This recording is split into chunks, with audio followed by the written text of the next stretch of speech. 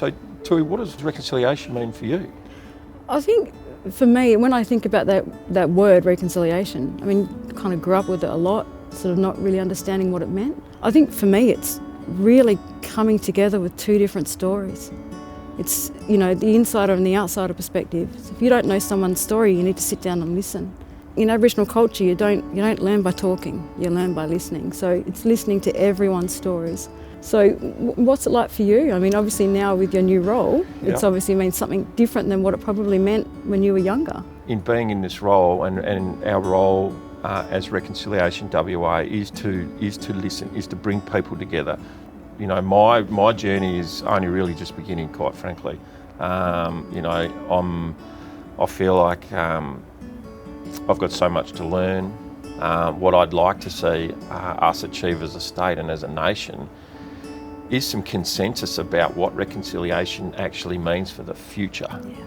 So whilst there's history and what's happened in the past must be respected and understood, I'm really focused on how we change the future, how we actually create something better than we've had. And so that's been my focus since day one. What's the next jump? What do we need to do? I think a few things. A lot more Aboriginal people, obviously in television and media, is obviously a good start. And mainstream, not just on, you know, the channels that I watch as an Aboriginal person, but mainstream media, leadership roles. You know, we obviously have these now. There's lots of people I know in leadership roles. You know, I think that's a change I'd like to see. I'd like to see more of it. I'd like to see a lot of more Aboriginal kids being able to pull themselves out of those sorts of spaces. I mean, I'm one of those kids that grew up in poverty and managed to get dragged out of it.